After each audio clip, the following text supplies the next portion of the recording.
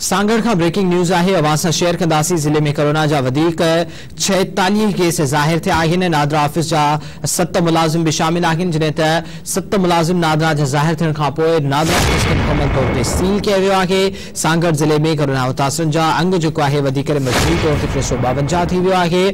सांगड़ जा 18 जेके आहिनि, शादापुर जा 17, टंडो आदम ऐं 9 ऐं सिंझोरे जा 2 केस शामिल आहिनि। 229 मरीज़ वबा के शिकस्त ॾेई इन वक्त घरनि मां हलिया विया आहिनि, सिहतियात थी विया आहिनि।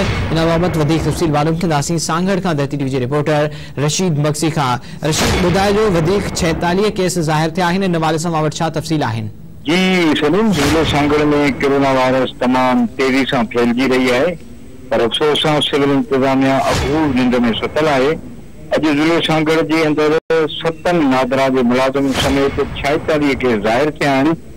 ज़िले के अंदर मरीजन जो अंग वधी 352 थी वियो है, जॾहिं त 229 मरीज कोरोना के शिकस्त ॾेई पंहिंजे घरनि मां रवाना थी विया आहिनि। अॼु जेके नवां केस ज़ाहिर थिया आहिनि, जिनमें तालका सांगड़ जा 9 शहरी, तालके शदादपुर जा 17 शहरी ऐं टंडो आदम जा 9 शहरी कोरोना वायरस में वसिजी चुका आहिनि। इतला आहिनि त सांगड़ जी जेका ज़िले जी नादरा ऑफिस है, उनमें 7 मुलाजिमनि खे कोरोना वायरस ज़ाहिर थियण खां पोइ नादरा ऑफिस के गैर मुयना मुद्दत लाइ सील कयो वियो आहे ऐं पूरे ज़िले सांगड़ के अंदर OPST अमल न करण ऐं समाजी डिस्टेंस न रखण जे करे कोरोना वायरस वधी रही है। जी सभी।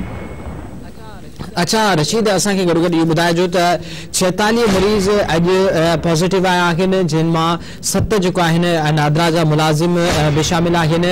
इन ते इंतज़ामिया एक्शन कयो आहे, नादरा ऑफिस खे शामिल करे छॾियो आहे। वधीक जेके आहिनि 39 मुलाज़िमनि जी छा हिस्ट्री आहे, उन्हनि जी फैमिलीज़ जी छा पोजीशन आहे, छा जेके बि माण्हू आहिनि उन्हनि जी सभिनी सॼे कुटुंब जा सैंपल वरिता विया आहिनि टेस्टुनि जे लाइ, ऐं उन्हनि खे क्वारंटाइन किथे कयो वियो आहे?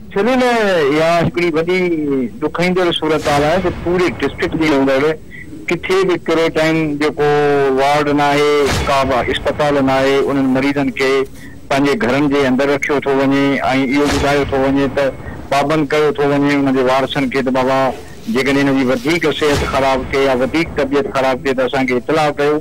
जेके 7 मरीज़ आहिनि, पंहिंजो इहा जेका शाम ताईं पधराई इंतज़ामिया ज़ाहिर कई आहे नादरा जे मुलाज़िमनि जी, त 7 मुलाज़िमनि खे बि कोरोना वायरस ज़ाहिर थी आहे ऐं जेके बक़ाया जेके मरीज़ आहिनि उहे आम शहरी आहिनि।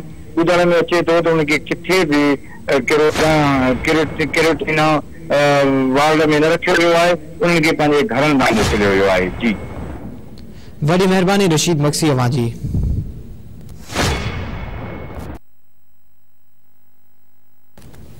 नाज़रीन, हाणे मांखे ॿुधाईंदासीं त कंधकोट में वनी खे क़त्ल कंदड़ जवाबदार जी गिरफ़्तारी लाइ नारी जे वारसनि पारां एहतजाज